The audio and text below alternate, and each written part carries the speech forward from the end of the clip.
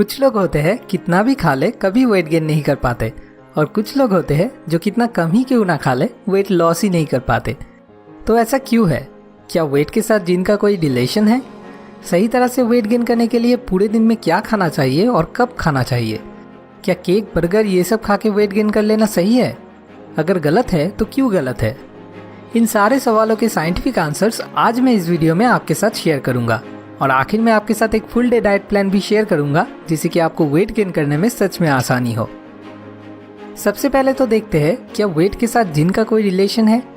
तो जवाब है हाँ। एक टाइप की जिन है जिसे अपोआ2 जिन कहा जाता है। ये जिन एक इंसान जो खाता है वो फूड कितना और कैसे कैलोरी में कन्वर्ट होता है उस पर काफ़ी हद तक इफेक्ट करता है। तो अगर किसी इंसान की अपोआ2 जिन फॉल्टी है तो हो सकता है उन्हें वेट गेन करने में या वेट लॉस करने में भी प्रॉब्लम हो, क्योंकि x amount of calories produce करने के लिए शायद नॉर्मल इंसान को 2 पराठे खाने पड़ते हैं। वहीं दूसरी तरफ एक फॉल्टी अपोआ2 जिन वाले इंसान को वही same amount of calorie produce करने के लिए शायद 4 पराठे खाने होंगे। अब उनको क्या पता उनकी जिन में फॉल्ट है? वो भी दूसरे नॉर्मल लोगों की तरह ही 2 पराठे खाते हैं और कह रहे हैं मैं कितना भी खा लूँ मेरा वेट ही नहीं बढ़ता। तो इसका सल्यूशन क्या है? क्या पहले हमें जाके जानना होगा कि हमारी जिन में फॉल्ट है या नहीं? नहीं, मुझे नहीं लगता उसकी कोई ज़रूरत है। अगर आपको लगता है कि आप इनफ खाना खाते हो लेकिन फिर भी आप वेट गेन नहीं कर पाते तो शायद आपकी जिन में फॉल्ट हो। तो आपको सिर्फ इतना करना होगा, अभी आप जितना खा रहे हो जिसे आप इनफ मानते हो उससे थोड़ा सा और ज़्यादा खाना होगा, जो कि हमें ले आता है हमारी स्मार्ट आइडिया नंबर 1 पे, calories in greater than calories out. जैसे कि मैंने मेरे पिछले वेट लॉस वाली वीडियो में भी बताया था, वेट मेंटेन रखने के लिए एक सिंपल इक्वेशन है, calories in equals to calories out. अब आपको वेट कांस्टेंट तो नहीं रखना है बल्कि वेट बढ़ाना है, तो आपके लिए ये इक्वेशन बन जाता है calories in greater than calories out. हम पूरे दिन में जो भी खाते हैं उससे हमें कैलोरीज मिलती है, और पूरे दिन में हम जो भी एक्टिविटीज़ करते हैं लाइक बैठे रहना, चलना, एक्सरसाइजेस करना, इन सब से वो कैलोरीज खर्च होते हैं। तो आपको अपना कैलोरीज इंटेक बढ़ाना होगा। अब पिज़्ज़ा, बर्गर इन सब में तो बहुत कैलोरीज होते हैं, तो क्या पिज़्ज़ा, बर्गर ये सब खा के कैलोरीज इंटेक बढ़ाना सही है? बिल्कुल नहीं। वो क्यों? क्योंकि सही तरीके से वेट गेन करने का मतलब है अपनी बॉडी में मसल गेन करना, ना कि फैट गेन करना। क्योंकि शरीर में फैट परसेंटेज ज़्यादा होने से आपको हार्ट डिजीज़, डायबिटीज़ ऐसे बहुत सारे बीमारी हो सकते हैं। अब मसल कैसे बनते हैं? वो बनते हैं प्रोटीन खाने से और उसके साथ साथ स्ट्रेंथ बढ़ाने वाली एक्सरसाइजेस करने से, जैसे कि वेट लिफ्टिंग एक्सरसाइजेस।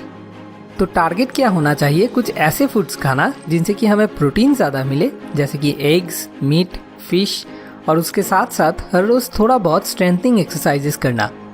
अब एक हेल्दी डाइट में 60% कार्बोहाइड्रेट्स, 30% प्रोटीन और 10% फैट होना ज़रूरी है, और ऑन एन एवरेज हर इंसान को डेली मिनिमम 2000 कैलोरीज इंटेक करने की ज़रूरत है। तो अब सवाल आता है कि आपको कैसे पता लगेगा आपकी हर रोज़ कैलोरीज इंटेक कितनी है? इसके लिए एक ऐप है जिसका नाम है माई फिटनेस पल, जिसकी लिंक मैंने डिस्क्रिप्शन में दी है। तो आप चाहो तो इस ऐप को यूज़ करके अपनी डेली फूड इंटेक कैलकुलेट करके अपनी डेली कैलोरी इंटेक पता लगा सकते हो। इस ऐप से आपको ये भी पता लग जाएगा कि आपको अपनी डेली डाइट में कितनी कैलोरीज ऐड करना है, या अगर आप वेट लॉस करना चाहते हो तो कितनी कैलोरीज रिड्यूस करना है। ये एक तरीका है जो सुनने में बहुत बढ़िया लगता है, लेकिन प्रैक्टिकली बात करें तो ये तरीका बहुत बोरिंग है। एटलीस्ट मुझे तो बहुत बोरिंग लगता है। जब भी आप कुछ खा रहे हो अपनी मोबाइल पे जाओ, उसे एंट्री करवाओ, फिर पता नहीं आप शायद खा रहे हो 10 ग्राम और एंट्री कर रहे हो 20 ग्राम, क्योंकि हर वक्त खाना ऐसे वेट कर करके खाना थोड़ी पॉसिबल है।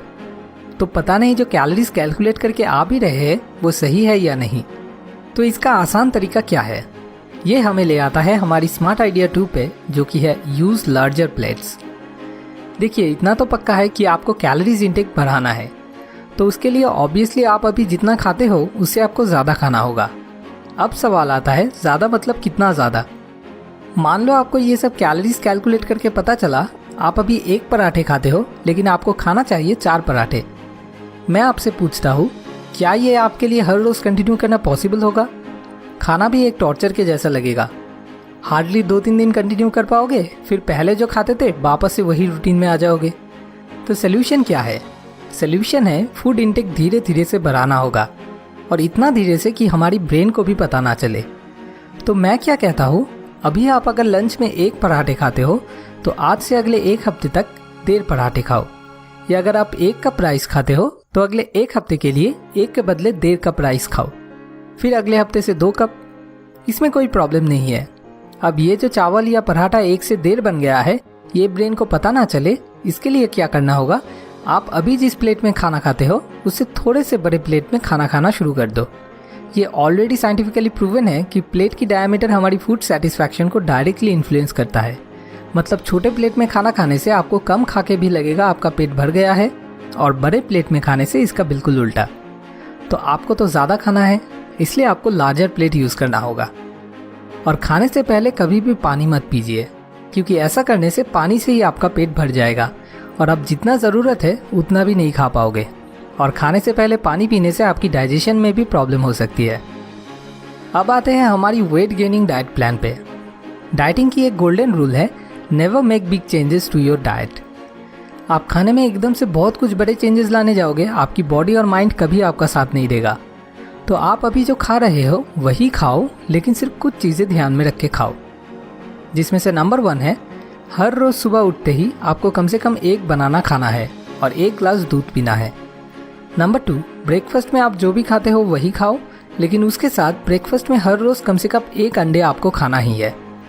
नंबर 3, लंच में भी आप जो खाते हो वही खाओ, बस 1 के बदले 1.5 पराठे या 1 के बदले 1.5 कप चावल, और उसके साथ या तो एक फिश या थोड़ा सा मीट या फिर मसूर दाल, इन तीनों में से कोई एक खाना है। नंबर 4, शाम को आपको भूखा नहीं रहना है, एटलीस्ट कुछ ना कुछ खाना है। यहाँ पे कुछ फिक्स करने की ज़रूरत नहीं है, आप अपनी मनपसंद कुछ ना कुछ एटलीस्ट ज़रूर खाओ, हाँ बस ज़्यादा ना हो जाए। नंबर 5, डिनर में आपको बिल्कुल ही कम खाना है, बस आधा पेट भरने के लिए जितना ज़रूरी है उतना ही काफ़ी है। डिनर में प्रोटीन खाना भी काफ़ी फ़ायदेमंद है, क्योंकि आप जब गहरी नींद लेते हो तभी ये मसल बिल्डिंग का काम चलता है, और इसलिए एनफ स्लीप भी बहुत ज़रूरी है। अगर आधा पेट डिनर करने के बाद आपको भूख लगे तो आप क्या कर सकते हो, सोने से पहले बिल्कुल कम शुगर के साथ 1 गिलास दूध पी के सो सकते हो। इससे आपको प्रोटीन भी मिल जाएगा और नींद भी अच्छी आएगी। तो ये था हमारा वेट गेनिंग डाइट प्लान। अब चलिए आखिर में फिर से एक बार रिकैप कर लेते हैं कि वेट गेन करने के लिए हमें क्या क्या ध्यान में रखना है। नंबर 1, अभी आप जो खा रहे हो उससे बस थोड़ा सा 0.5 यूनिट ज़्यादा खाना शुरू करो, वही काफ़ी है। नंबर 2, मसल बढ़ाने के लिए और फैट घटाने के लिए हर रोज़ थोड़ा बहुत स्ट्रेंथनिंग एक्सरसाइजेस करो। नंबर 3, खाने के लिए लार्जर प्लेट्स यूज़ करो। नंबर 4, खाने से पहले कभी भी पानी मत पियो। नंबर 5, अपनी डेली डाइट में आपको बस बनाना, एग, मिल्क और फिश या फिर मीट या फिर मसूर दाल ऐड करना है। अगर आपको ये वीडियो पसंद आया हो तो ज़रूर इसे शेयर कीजिए, और आप किस टॉपिक पे वीडियो चाहते हो वो कमेंट करके हमें बताइए, क्योंकि आपको मदद कर पाना ही हमारा असली मकसद है। मोर विजडम, मोर सोल्यूशन, बेटर लाइफ।